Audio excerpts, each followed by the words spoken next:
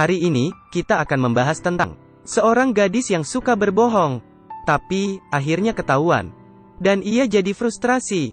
Kisah berawal dari Jenny yang melihat-lihat apartemen mewah. Dandanannya elegan dan gaya bicaranya santun. Penjual rumah menjelaskan panjang lebar dan berharap Jenny segera membeli apartemen ini. Setelah melihatnya, penjual segera mengajak Jenny tanda tangan. Tapi, Jenny bilang ia agak pusing. Beberapa hari lagi ia pasti datang. Penjual tak enak hati dan mengiyakannya. Jenny lalu pergi nonton TV di mall. Ia suka TV berukuran 65 inch. Penjual menyerahkan dokumen pembelian untuk ditandatangani. Ia segera mengisinya. Tapi, Jenny sengaja bilang, kalau ia lupa bawa dompet, lain kali ia akan datang lagi.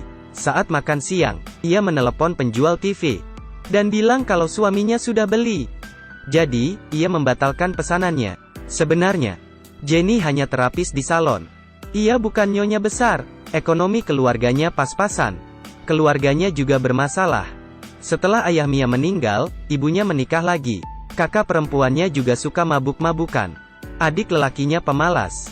Karena ingin dihormati orang dan memuaskan egonya, ia sering berbohong.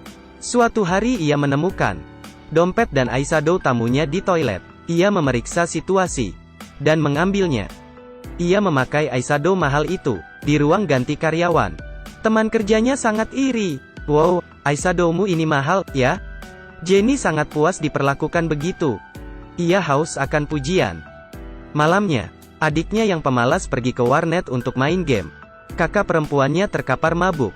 Esoknya, saat waktu istirahat makan siang, ia pergi ke showroom mobil. Showroom mobil ini dekat dengan salonnya.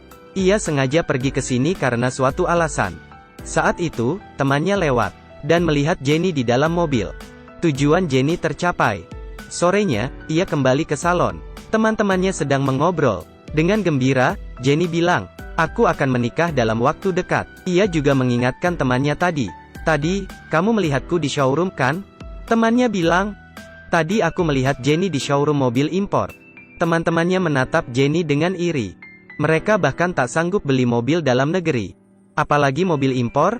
Teman-temannya bertanya calon suami Jenny kerja apa. Jenny bilang pacarnya adalah anak orang kaya. Teman-temannya heboh dan minta Jenny mentraktir mereka. Jenny tidak enak menolak. Saat makan malam, karena tahu pacar Jenny orang kaya, mereka memesan banyak menu. Tapi, uang Jenny tidak cukup. Ia akhirnya pinjam uang 4 juta rupiah ke Kim, pria yang mengejarnya. Saat makan, teman-temannya ingin lihat foto pacar Jenny. Jenny takut ketahuan. Ia merebut ponselnya. Tapi, karena tak hati-hati, ponselnya masuk ke sup. Jenny sangat marah. Tapi, ia pura-pura tenang. Lagi pula, ia akan menikah dengan orang kaya. Bagaimana mungkin marah hanya gara-gara ponsel? Esoknya, Jenny beli ponsel baru. Di sebelahnya, ada toko elektronik. Penyakit lama Jenny kambuh. Ia pergi melihat-lihat kulkas dan memilih satu kulkas impor. Harganya 20 juta. Penjual dengan ramah mengambil kontrak pembelian.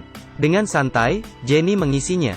Tapi, saat mau membayar, ia bilang lupa bawa dompet dan meninggalkan alamat. Ia bilang akan membayarnya ketika barang sampai di rumah. Setelah sempat ragu, penjual mengiyakan. Jenny keluar dari mall. Ia menemui Kim, yang adalah tukang servis mobil. Untuk menghibur Jenny, Kim memakai mobil Audi kliennya dan mengajak Jenny jalan-jalan. Jenny sekarang merasa kalau ia benar-benar menikah dengan pria kaya. Tapi, pakaian Kim agak gembel.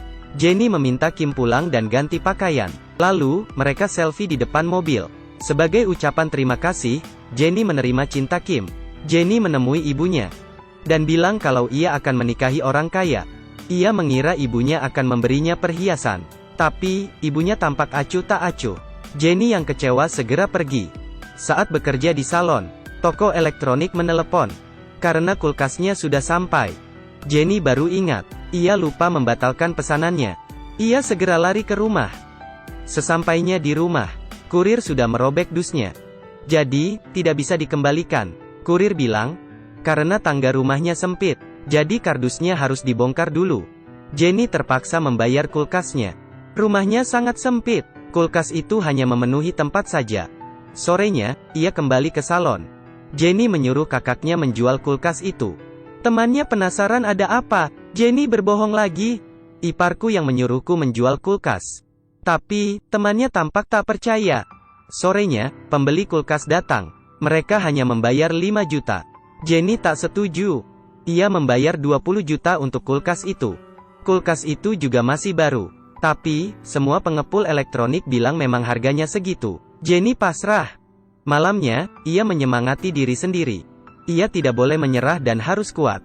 Beberapa hari kemudian, ia pergi bekerja lagi. Teman-temannya bergunjing. Dan semua orang tahu Jenny menjual kulkasnya. Teman-temannya mulai curiga. Dan memusuhinya. Mereka tak percaya pacar Jenny orang kaya. Karena tampang dan badan Jenny biasa aja. Tapi, demi membuktikan diri, ia meminta temannya melihat fotonya dengan pacarnya. Tapi, temannya yang selalu penasaran bilang, "Oh, rupanya sekarang sudah foto bersama." Teman-temannya tak terlalu mempedulikan foto Jenny. Jenny merasa sangat canggung. Setelah makan malam bersama teman-temannya, Kim datang ke salon Jenny. Jenny langsung kabur. Ia tak mau teman-temannya tahu kalau pacarnya sangat miskin. Ia marah dan menyalahkan Kim. Cerita yang sudah dikarangnya susah payah malah dihancurkan Kim. Kim minta maaf dan mengajak Jenny berbaikan. Kim tahu Jenny suka bohong, tapi ia sangat mencintai Jenny. Esoknya, Jenny memakai bajunya yang paling mahal dan pergi ke salon. Ia bilang sudah mendapat kerjaan baru dan kesini untuk mengambil barang. Sebelum pergi, ia melihat eyeshadow channel tamunya. Ia menghampiri temannya yang cerewet dan memberikan eyeshadow itu. Jenny bilang, "Ini channel mahal, tahu?" Tapi, temannya tidak mau. Tapi, Jenny memaksanya untuk mengambilnya. Saat mereka berdebat, Jenny tiba-tiba maju dan menamparkan temannya. Ia lalu pergi dengan puas.